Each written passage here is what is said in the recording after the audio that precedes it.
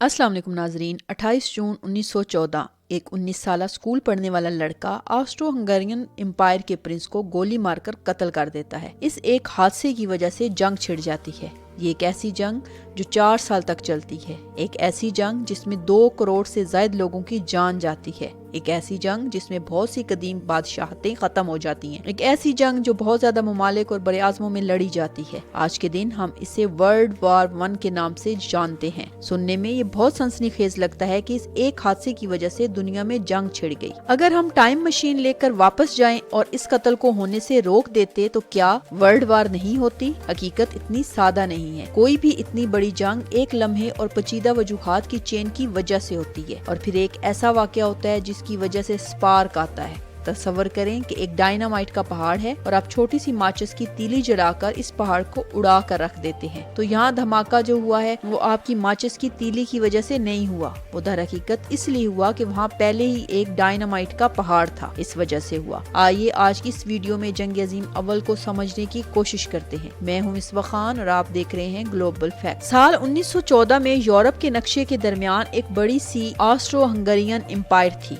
जो आज ऑस्ट्रिया और हंगरी के ममालिक से कई ज्यादा बड़ी थी। जर्मनी की बादशाहत भी मौजूदा जर्मनी से काफी ज्यादा बड़ी थी। पोलैंड नाम का कोई मुल्क नहीं था। रूस में रूसी बादशाहत थी। आज के दिन की तुर्की में खिलाफत उस्मानिया थी। इसके अलावा इंग्लिस्तान और फ्रांस थे। अब ये जानना ज्यादा दिलचस्प है दोस्तों, इस दौर में यूरोप में ज्यादातर राजा महाराजों का राज रहता था। सिर्फ 3 मुल्क ऐसे थे जहाँ जमहूरियत थी और वो थे फ्रांस, स्विट्जरलैंड और सैन मरीनो। अब मशरकी यूरोप में सर्बिया, बोस्निया, रोमानिया और बुल्गारिया जैसे कुछ मुल्क थे जिन्हें हम बाल्कन कंट्रीज कहते हैं। याद रखिएगा ये हमारी कहानी में बहुत अहम है। कहानी का आगाज होता है साल 1878 से। रूसी बादशाहत और सल्तनत उस्मानिया के दरमियान एक जंग होती है। एक तरफ खिलाफत उस्मानिया थी और दूसरी तरफ रशियन एम्पायर थी। रशियन एम्पायर बाल्कन कंट्रीज की खिलाफत उस्मानिया से अलग होने में मदद कर रही थी। इस जंग के नतीजे में 1878 में मुआहिदा बर्लिन पर दस्तखत होते हैं। इस मुआहिदे के मुताबिक ऑस्ट्रो हंगेरियन एम्पायर को ये हक दिया गया था कि बोस्निया और हर्जेगोविना के जो इलाके हैं उनका आर्जी इंतजाम संभाल सकता है, लेकिन ऑफिशियली ये सल्तनत उस्मानिया का हिस्सा रहेगा। लेकिन अक्टूबर 1908 में ऑस्ट्रो हंगेरियन एम्पायर ने बोस्निया और हर्जेगोविना को फतह कर लिया। इस दौर में सल्तनत उस्मानिया अब अंदरूनी मसाइल का शिकार थी। वहाँ इनकलाब आ रहे थे। इस वक्त में बुल्गारिया कामयाबी से सल्तनत उस्मानिया से अलग हो गया था। ऑस्ट्रिया के राजा फ्रांस जोसेफ ने बोस्निया और हर्जेगोविना को सल्तनत उस्मानिया से अलग कर दिया था। ये इलाके 400 साल तक सल्तनत उस्मानिया के तहत थे, लेकिन आजादी मिलने की बजाय एक और बादशाह ने इन पर कब्जा कर लिया। बोस्निया के लोग बहुत गुस्सा में थे और आजाद होना चाहते थे। इनके पड़ोसी मुल्क सर्बिया के लोग भी इस सूरत हाल पर इश्ताल का शिकार थे। सर्बिया के लोगों का बोस्निया के लोगों के साथ न सिर्फ जोग्राफियाई ताल्लुक था बल्कि इनका आपस में नस्ली ताल्लुक भी था। इसलिए सर्बिया के लोगों ने शिकायत की कि ऑस्ट्रो हंगेरियन एम्पायर न सिर्फ बोस्निया पर कब्जा कर रहा है बल्कि साउथ सेल्विक को भी फतह कर रहा है। अब इस पर हमला करने से पहले ऑस्ट्रो हंगेरियन के वजीर खारजा ने रूसी हुकूमत के वजीर खारजा से बात कर ली थी कि इस मुल्क पर हम हमला करने जा रहे हैं, और रूस ने इनकी बात खामोशी से मान भी ली। इसके बदले में रूसी एम्पायर ने ऑस्ट्रो हंगेरियन से मुतालबा किया कि वो इसके बदले में आबनाए बास्फोरस पर कब्जा करेंगे जो इस वक्त सल्तनत उस्मानिया के तहत था। ये एक अच्छी डील थी, लेकिन इसमें एक मसला था। रूस में बहुत से सेल्विक लोग रहते थे और रूस के अंदर बहुत से लोग इसके खिलाफ एहतजाज करने लगे। रशियन एम्पायर इस वक्त कमजोर हो चुकी थी, इसलिए इसे अपने लोगों की बात माननी पड़ी, और खुफिया मुआहदे के बावजूद भी रूसी वजीर खारजा ने सर्बिया की हिमायत करनी शुरू की। अब साल है 1909। अब ऑस्ट्रो हंगेरियन जर्मनी की तरफ देखता है और कहता है कि अगर हम सर्बिया पर कब्जा करना चाहेंगे और रूस ने टांग अड़ाई तो क्या तुम मदद करोगे? जर्मनी हामी भर लेता है।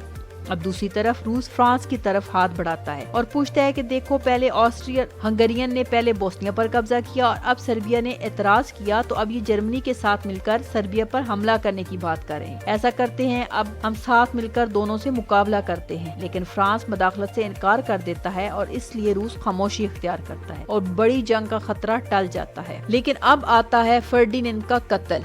असल में बात ये थी कि बोस्निया के जिन लोगों पर कब्जा किया गया है तो बोस्निया के लोग तो चुप नहीं बैठेंगे। बोस्निया के लोग अपनी आजादी चाहते हैं। एक नई इनकलाबी तहरीक की शुरुआत होती है जिसे कहा जाता है यंग बोस्निया। یہ طلبہ کا ایک انقلابی گروپ تھا۔ سربیا کے لوگ ان کی مدد کر رہے تھے۔ ان کا مقصد آزاد وطن بنانا تھا۔ در حقیقت ان کا مقصد نہ صرف بوسنیا اور ہرزیگووینا کو آزادی دلوانا تھا بلکہ سربیا کے ساتھ متحد ہونا بھی تھا۔ یہ چاہتے تھے کہ وہ ایک متحد ساؤتھ سلوک نیشن بنائیں یوگوسلوواکیا کے نام سے۔ کیا خوبصورت نام ہے جو بعد میں ملک بن بھی جاتا ہے اور اب تو ٹوٹ بھی چکا ہے۔ اب دن ہے 28 جون 2014۔ آسٹرو ہنگرین کے پرنس فرڈیننڈ اپنی بیوی صوفی کے ساتھ بوسنیا کے مفتوح علاقوں کا دورہ کرتا ہے۔ بوسنیا کے 6 انقلابیوں نے منصوبہ بنایا کہ وہ اسے مار دیں گے۔ صبح تقریباً 10 بجے ایک انقلابی جس کا نام کیبرینووک تھا فرڈیننڈ کی کار پر بم پھینکتا ہے، لیکن یہ بم گاڑی سے اچھل کر قریبی گلی میں گرتا ہے اور 20 کے قریب لوگ زخمی ہو جاتے ہیں۔ فرڈیننڈ بچ کر بھاگ جاتا ہے اور اپنی میٹنگ ملتوی کر دیتا ہے۔ پروگرام کینسل کر کے وہ ہسپتال جانے کا سوچتا ہے زخمی لوگوں سے ملنے کے لیے۔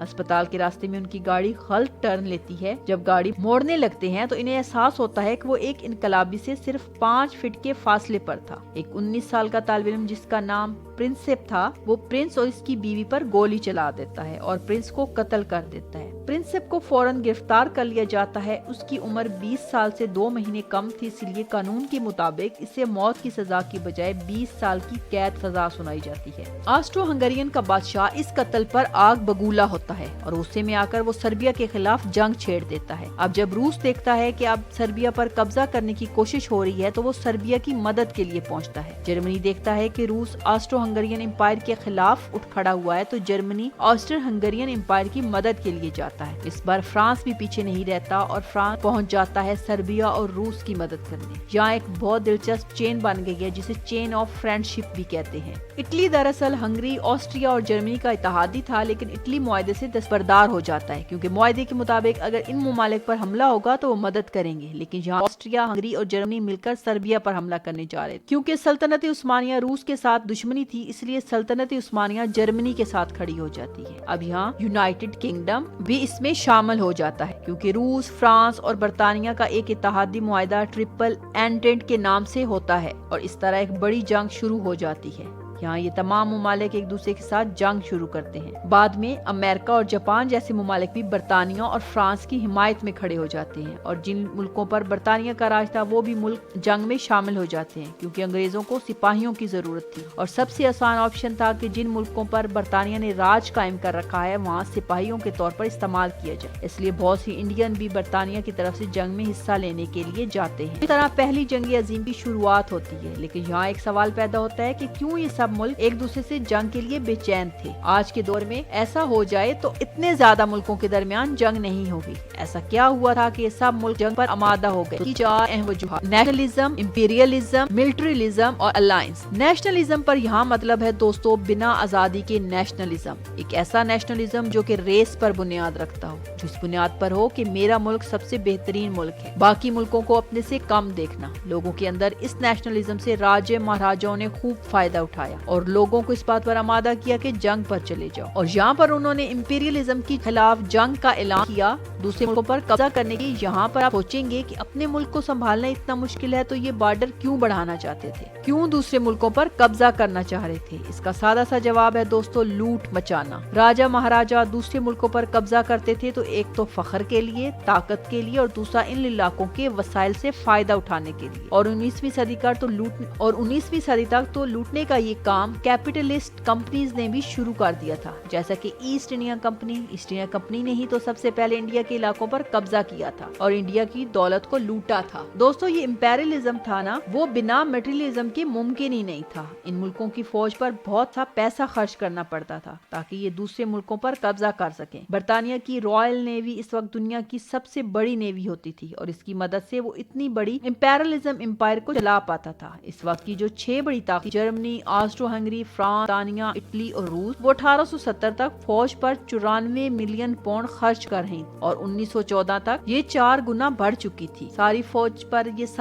ملک بہت پیسہ خرچ کر رہے تھے۔ ان سب ملکوں کو امپیریلزم میں بہت دلچسپی تھی تاکہ زیادہ سے زیادہ ملکوں پر قبضہ جمایا جا سکے۔ اس وقت جرمنی میں قائصر ولیم II حکمران تھے जिन्हें बहुत गर्म मिजाज राजा माना जाता था। वो हमेशा परेशान रहता कि कहीं रूस, फ्रांस या बर्तानिया उन पर हमला न कर। रूस में निकोलस II अपनी हुकूमत संभालने में नाकाम हो रहे थे। वो रशियन एम्पायर के आखिरी बादशाह थे और बर्तानिया के बादशाह थे किंग जॉर्ज V। दोस्तों, यहाँ एक दिलचस्प हकीकत है कि ये तीनों राजे आपस में कजन थे। एक ही खानदान के लोग थे जो 3 मुल्कों के राजे थे। तसव्वुर करें, एक ही खानदान के लोग 3 मुल्कों को चला रहे। जंग अजीम अव्वल दरअसल गेम ऑफ थ्रोन्स थी। कहा जाता है कि मलका विक्टोरिया की कोशिश थी कि इनके दरमियान लड़ाई रुकवाई जाए, लेकिन उनकी मौत के बाद ये मुमकिन ना हुआ। चौथी वजह जो बताई जाती है वो है अलायंस। इन मुमालिक के दरमियान बहुत से सियासी इत्तेहाद थे। 1882 में एक ट्रिपल अलायंस कायम हुई। जर्मनी, इटली और ऑस्ट्रो हंगरी के दरमियान इन मुमालिक ने एक दूसरे की मदद का मुआहदा किया। फिर 1907 में बर्तानिया, फ्रांस और रूस के दरमियान ट्रिपल एंटेंट के नाम से एक मुआहदा हुआ। अब ऐसे हालात में अवाम का क्या किरदार था? क्या अवाम आलमी जंग चाहती थी? आम तौर पर इसका जवाब नफी में आता है। आम अवाम इस जंग में धकेली गई। पहली वजह जो सिपाही की नौकरी होती थी वो आम तौर पर गरीब लोगों के लिए होती थी कि कोई क्यों अपनी जान दांव पर लगाएगा। जवाब है पैसे के लिए। जो लोग कहीं मुलाजमत हासिल नहीं कर सकते थे वो सिपाही भर्ती हो जाते थे। इस वक्त के मीडिया और अखबारात ने ऐसी इमेज बनाई गई कि खुद को आर्मी में शामिल करना बहुत नेक पेशा है। सिपाहियों को हीरो के तौर पर दिखाया गया। बर्तानिया के बादशाह ने एक शायर को सिपाहियों को मुतहर्रिक करने के लिए भर्ती किया था। इन मुमालिक में बहुत से ऐसे लोग भी थे जो मुल्क मुकम्मल तौर पर जंग के खिलाफ थे। फिर भी वर्ल्ड वार 1 हुई और इसमें क्या हुआ, इसके क्या नताइज निकले, इस पर बात करेंगे हम अगली वीडियो में। आज के लिए बस इतना ही। वीडियो पसंद आई हो तो लाइक करें, चैनल को सब्सक्राइब करें और बेल आइकन लाजमी प्रेस